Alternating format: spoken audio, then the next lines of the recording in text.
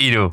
On a tous déjà entendu parler du grand magicien Harry Houdini, mais peu de gens connaissent les difficultés qu'il a dû surmonter pour devenir célèbre dans le monde entier. Il inventait de nouveaux trucs depuis son enfance, et il a risqué sa vie pour donner aux gens des émotions inoubliables. Cette histoire t'aidera à comprendre comment il a réussi à maintenir sa passion pour le travail qu'il aimait tant. Le magicien légendaire se tient sur le bord d'un pont. Enchaîné par des chaînes, Harry Houdini est sur le point de sauter dans un trou de glace et de se libérer de ses chaînes dans les profondeurs de la rivière glacée. La foule des spectateurs et même ses plus proches associés n'arrivent pas à croire que le magicien fera cette folie. Mais le grand Houdini est imparable. Son jeu avec la mort a commencé bien avant ce moment. L'homme plonge sous l'eau et il voit toute sa vie passer devant ses yeux. Il y a 17 ans, Houdini n'était pas encore si célèbre. Avec sa femme, Bess, il faisait le tour des États-Unis et il devait faire des spectacles partout où il le pouvait. Et cette fois, Bess n'a pu leur trouver qu'une scène dans un établissement qui ressemblait fortement à un bordel. Harry est indigné et veut partir, mais sa femme commence quand même le spectacle. Elle annonce que le grand Houdini va maintenant sortir du coffre verrouillé en étant menotté. L'un des spectateurs se moque tout de suite du magicien en disant que les menottes sont fausses. Houdini répond calmement que n'importe qui dans l'auditoire peut lui donner les siens. Le policier, qui doute du magicien, monte immédiatement sur scène et menotte Houdini. Houdini ne s'attendait pas à cette tournure des événements et son cœur commence à battre très fort. Mais c'est dans des moments comme celui-ci que son désir de grandeur prend le dessus et Harry accepte le défi. Il tourne le dos au public et il sort une épingle cachée dans sa ceinture. 30 secondes plus tard, le magicien est libéré de ses chaînes. Les émotions du public parlent d'elles-mêmes. Plus personne ne doute du talent de Houdini. À partir de ce jour-là, il est devenu célèbre comme l'artiste de l'évasion. Harry rassemblait un public de plus en plus large, ajoutant de plus en plus de verrous autour de son cou. But if I did it without any clothes, well, then folks really went nuts. Bess se lasse de la vie où ils sont constamment sur la route, et elle propose d'arrêter le spectacle. Harry, d'autre part, commence tout juste à y prendre goût, et il ne veut pas mourir incognito comme son père. Depuis son enfance, alors qu'il portait encore le nom d'Eric Weiss, il rêvait de se libérer des chaînes d'une vie ennuyeuse. Avec son frère, il s'enfuyait de la maison pour assister à des représentations de magiciens errants. Un jour, un artiste se faisait passer pour un boucher sciant une fille en deux, bien que beaucoup de personnes ont détourné le regard, effrayés. Le petit Eric était ravi et n'a pas raté un seul moment de la performance. Le magicien l'a remarqué. Il a appelé le garçon sur scène pour l'aider à terminer le spectacle. Il l'a appelé le garçon qui ne connaît pas la peur. Et à partir de là, Eric a commencé à faire des tours dans les rues de la ville. Ça lui rapporte même de l'argent, que le garçon donne volontiers à sa mère. Leur famille est pauvre, et la femme est ravie des talents de son fils. Le père, au contraire, ne soutenait pas Eric de quelque façon que ce soit. La famille a déménagé de Budapest aux États-Unis, où le père a continué son travail de rabbin. Mais en 6 ans, il n'a jamais appris l'anglais, donc il a été privé de son travail. Eric a vu cette scène humiliante, et il a décidé de faire tout ce qu'il pouvait pour éviter de répéter le sort de son père. Le garçon s'est enfui de la maison tôt pour continuer à apprendre le métier de magicien. Le père d'Eric est décédé pas longtemps après, et les deux frères, sous le pseudonyme The Houdini Brothers, ont commencé à se produire dans les rues de Brooklyn. Entre les spectacles, Harry jette un coup d'œil dans la tente, où la belle danseuse Bess se produit. Il réussit à charmer la fille avec ses tours, et bientôt ils deviennent un couple marié qui voyage avec d'autres artistes. Le frère de Houdini, qui a été laissé de côté, commence à se produire de manière indépendante, copiant ses tours. En réponse, Harry veut faire quelque chose de nouveau et demande au shérif de l'enfermer dans une vraie prison. L'homme ne veut pas faire de son travail sérieux une farce. Alors le magicien parie tout l'argent qu'il lui reste que la prison ne saura pas retenir le grand Houdini. Plus, you get to take a free punch. Le shérif se défoule, mais Houdini sourit comme si de rien n'était. Il a entraîné ses abdominaux spécifiquement pour ses tours. Pendant tout ce temps-là, le journaliste qui est venu avec Harry et Bess documente ce qui se passe. Bientôt, tous les journaux raconteront l'histoire de la plus grande évasion de l'histoire. Houdini se fait jeter dans la cellule, et le shérif surveille attentivement pour s'assurer que Houdini n'apporte rien avec lui. Mais Bess parvient à lui passer un crochet pendant leur baiser d'adieu, et Harry le cache habilement aux policiers. Il s'échappe de prison et profite d'une autre vague de popularité. Sa mère reste fascinée par le succès de son fils, et elle recueille tous les articles de journaux sur lui. Houdini continue de travailler pour rendre ses tours encore plus spectaculaires et risqués. Il rencontre Jim Collins, un inventeur et fan de ses tours qui dirige son propre magasin d'accessoires, et ils réalisent tous les deux qu'il s'agit d'une rencontre qui... I'll give you time. Full time. Déjà associé avec Jim, Houdini se rend dans une autre prison, où il est laissé dans une cellule, enchaîné et sans vêtements. Étant au courant de son évasion précédente, ils ont également scotché sa bouche. Mais les gardes ne remarquent pas un doigt supplémentaire sur la main du magicien, qui contient le crochet. Maintenant, toute l'Amérique est au courant de l'évasion de Houdini, et ses gains lui permettent d'acheter une nouvelle maison à sa mère bien-aimée. Jim travaille également dur, et il montre un aquarium vertical à son patron, d'où il devra sortir tout en étant accroché à l'envers. Malgré le fait qu'il soit épuisé de sa journée, Houdini est impatient d'essayer la nouvelle cascade, et ses assistants l'abaissent sous l'eau. Mais quelque chose tourne mal pendant le test, et Harry commence à suffoquer dans le conteneur, qui est désespérément coincé. Bess se rend compte qu'ils doivent briser le verre avec une hache, et Jim parvient à sauver Houdini au dernier moment. Échappant à la mort une fois de plus, le magicien reste ravi de son tour, et il commence à pratiquer régulièrement la chambre chinoise de torture à l'eau. La panique suscitée par le dysfonctionnement du mécanisme devient une partie de la performance, et lorsque tout le public saute de ses sièges et demande à sauver le magicien, un pompier se précipite sur la scène avec une hache. Le sauveur se tourne vers les applaudissements du public et il s'avère que c'est Houdini lui-même. Bientôt, les agences de renseignement américaines et britanniques entendent parler de son succès, et ils recrutent le magicien lors de sa tournée à travers l'Europe. Ils l'aident à changer son lieu de naissance de la Hongrie aux États-Unis, et en retour, ils veulent qu'il découvre les plans du Kaiser d'Allemagne. Harry est forcé de mentir à Bess pour garder le secret, et elle commence à soupçonner son mari de la tromper. La vie personnelle et le travail de l'homme s'entremêlent dans un nœud incassable. With illusion, I could be somebody. Escape from who I really was. Houdini se souvient de son père, dont il a désespérément évité le destin toute sa vie. Une fois, après avoir lu un livre du magicien Houdini, dont Eric a pris le pseudonyme, le garçon est devenu obsédé par l'idée d'attraper une balle à la volée. Et donc, des années plus tard, il prépare ce tour pour pouvoir se rapprocher du Kaiser d'Allemagne et terminer son travail d'espion. Le meilleur tireur de la suite de l'Empereur arrive sur scène et tire sur Houdini. Bess détourne le regard, horrifié, mais Jim avait sorti la balle à l'avance, quand il le chargeait à l'aide d'une tige magnétique, et il n'y avait rien à craindre. À Budapest, il transmet des informations sur le plan du Kaiser, qui compte construire 7 navires de guerre et déclencher une guerre. Le prochain arrêt de l'espion est en Russie. Harry trouve aussi le temps de faire plaisir à sa mère et de la faire crouler sous des pièces d'or, comme il l'avait promis quand il était encore enfant. Une fois à une réception avec la famille de Nicolas II à Moscou, Houdini demande à tout le monde dans le public d'écrire leurs souhaits sur un morceau de papier. Il promet d'accorder l'un d'eux, et une note choisie au hasard se lit comme suit. « Faites sonner la cloche du Kremlin. Puisque les cordes et les échelles sont défectueuses et usées, la cloche a été silencieuse pendant 100 ans, et ce souhait semble impossible à réaliser. » Houdini ne fait que sourire en réponse, et il exécute son tour, stupéfiant tout le monde. Well, wonders never cease. Hey, big guy, I bet you'd love to give me a punch, huh? Punch?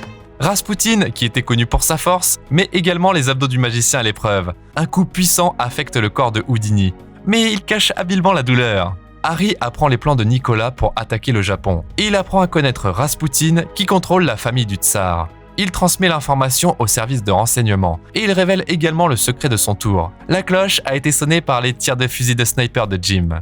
La prochaine mission sera beaucoup plus risquée, voler des documents dans le coffre-fort de l'ambassade allemand. Et Houdini le fera au moment où il montera sur scène. Il entre dans le coffre-fort, puis le quitte immédiatement, allant dans les coulisses. On dit au public que le magicien n'a que 10 minutes avant d'étouffer. Pendant ce temps-là, Harry se fraye un chemin à travers le toit jusqu'au bureau de l'ambassadeur, et il ouvre le coffre-fort avec les documents. Mais avant de pouvoir partir, l'ambassadeur entre dans la pièce avec une jeune femme. Houdini se cache d'eux à l'intérieur du coffre-fort, et l'ambassadeur voit que la porte est légèrement ouverte. L'homme le verrouille soigneusement, et le magicien se trouve piégé. Le temps compté sur scène a déjà atteint 1 heure, et Harry est en danger de mort. Alors que les autres font semblant d'ouvrir les portes, Houdini travaille méticuleusement pour ouvrir la serrure et à sortir sans attirer l'attention de l'ambassadeur. Une fois que l'homme est enfin parti, Harry sort du coffre-fort et monte sur scène pour se faire applaudir. À l'intérieur du coffre-fort sur scène se trouvent des roses et une lettre pour Bess, un cadeau pour leur anniversaire de mariage. Mais la fille n'est pas contente du geste. Leur vie s'est transformée en une performance continue pour le public. That was all for you. No, it was not for me. It's never just for me. Après sa représentation, Houdini se rend à une autre réception officielle, au cours de laquelle Bess se saoule et flirte avec l'un des officiers. À la maison, il lui dévoile sa jalousie et il s'écarte encore plus. En conséquence, Harry lui-même commence à avoir des relations avec d'autres femmes. Il se change les idées en pilotant des avions, mais même cette solution ne fait pas long feu. La carrière de Houdini commence à décliner et les gens s'intéressent de plus en plus au cinéma. Jim lui montre des films avec Charlie Chaplin, son nouveau rival pour l'attention du public. Houdini ne veut pas faire ses adieux à sa gloire, alors il propose l'idée d'effectuer un tour de magie à l'extérieur, comme ils le font dans les films. Bien que ce soit la mi-hiver, ça ne fait qu'encourager encore plus le magicien et il remplit une baignoire de glace pour se préparer à une baignade dans la rivière glacée. Bess n'aime pas du tout cette idée et elle se dispute à nouveau avec son mari. Honey, don't worry. Oh, honey, you want me to stick around to find out if I'm a widow? La femme se perd de plus en plus dans l'alcool et d'autres vices, tandis que son mari se prépare à sauter dans le trou de glace du pont. Houdini apprécie une fois de plus les milliers d'yeux dirigés vers lui. Il saute d'une grande hauteur et plonge profondément sous la glace. L'homme se défait de ses menottes et nage jusqu'à la surface, mais il ne trouve pas le trou pour sortir. Bess fait son chemin à travers la foule pour voir comment va Harry, et elle est très inquiète pour lui. Mais Houdini ne voit toujours pas l'issue, et il commence à geler. Le fait qu'il pense à sa mère aide l'homme à remonter à la surface, et l'histoire de cette évasion miraculeuse aide à attirer encore plus l'attention sur la personnalité du magicien. Son propre frère, qui continue de faire des tours de magie, encourage Harry à effectuer des tours encore plus risqués. Maintenant, les camisoles de force entrent en jeu, dont Houdini sort au prix de se disloquer l'épaule. Dans un des tours, il est suspendu à l'envers à une hauteur équivalente à un 4e étage. Bess ne supporte pas de regarder ça, et elle part pour continuer plus tard leur désaccord commun. Harry ne veut pas arrêter de risquer sa vie, parce que c'est ce que les gens veulent voir. On my shoulders, I carry all of their... Sins? What, like Jesus? L'homme n'est pas d'accord. Il risque sa vie pour se débarrasser des peurs humaines qui saisissent l'âme de chacun. En regardant Houdini, les gens sentent que leurs propres peurs peuvent être vaincues. Mais Bess ne supporte plus de voir son mari flirter avec la mort, et elle n'a pas reçu l'amour dont elle a besoin de lui depuis longtemps. Leur mariage s'effondre de plus en plus. Harry commence à s'amuser avec ses fans, qu'il adore, contrairement à sa femme. Mais il finit par rentrer chez lui, et il se souvient de tout ce que lui et Bess ont traversé. Harry s'excuse, et il jure de ne plus risquer sa vie. Il revient à l'idée qu'il avait depuis longtemps, faire disparaître un éléphant entier. Pour le plus grand plaisir de ses proches, cette illusion réussit aussi brillamment que ses évasions. Mais après cette performance, Harry est de nouveau visité par un agent des renseignements secrets qui lui demande de faire une autre tournée en Europe. Houdini dit au revoir à sa mère âgée et se retrouve à Londres, où il reçoit des nouvelles de la guerre mondiale imminente. Il donne une performance pour le public, où se trouve Arthur Conan Doyle, l'auteur de Sherlock Holmes.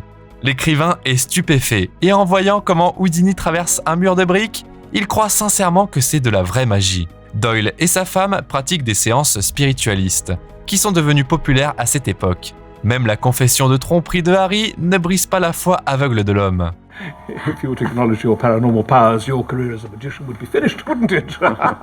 Houdini s'abstient de révéler les secrets de ses tours, bien qu'il soit agacé par l'attitude de l'homme.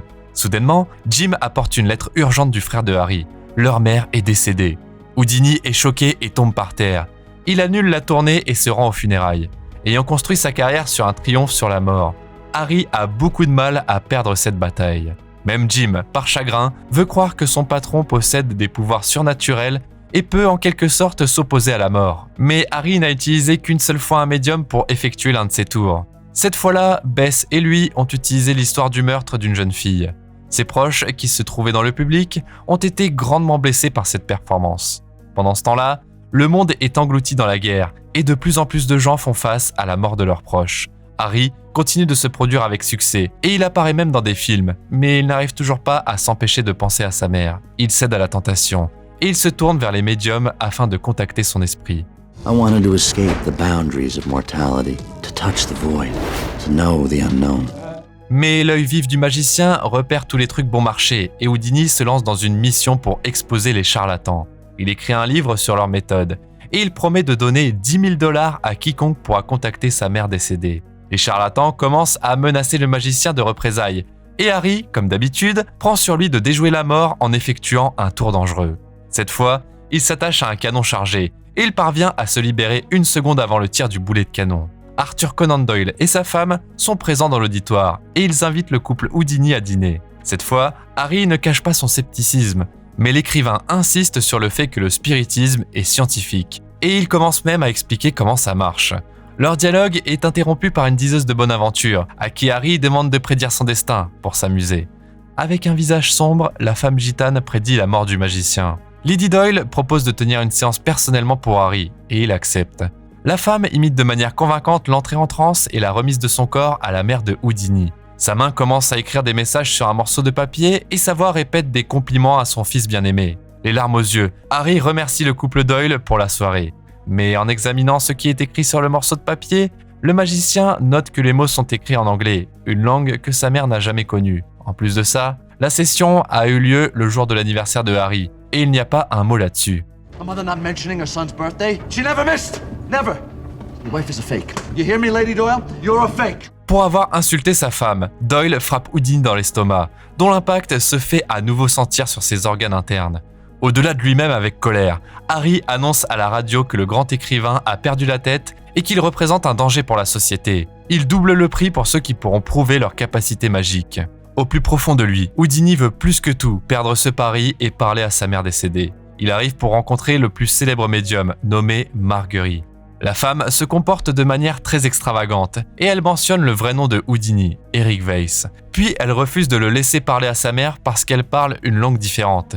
Elle prédit la mort imminente de Houdini, mais bientôt le magicien expose facilement les astuces de ventriloque talentueuse. Après la séance, Marjorie trouve Harry dans sa chambre d'hôtel et elle tente de le séduire afin que le magicien ne l'expose pas. Houdini cède presque à la tentation, mais il finit par chasser la femme. When you die, we will make you say whatever we like. We will own you. Cette phrase effraie le magicien, parce qu'après la mort, il ne s'appartiendra plus à lui-même. Lors d'une visite de fans, un gars commence à se disputer avec Harry au sujet du spiritualisme. Houdini répond avec des arguments sur les charlatans, dont il a une montagne, offensant son adversaire. Le gars se souvient des abdos de fer dont le magicien se vantait, et il le frappe de plusieurs coups durs sans prévenir. Houdini n'arrive pas à garder son sang-froid, et il se tortille dans une douleur terrible, mais il ne cherche pas de soins médicaux. Bess et Jim, qui ne se doutent de rien, l'aident à venir sur scène, où, après quelques mots, le magicien s'évanouit.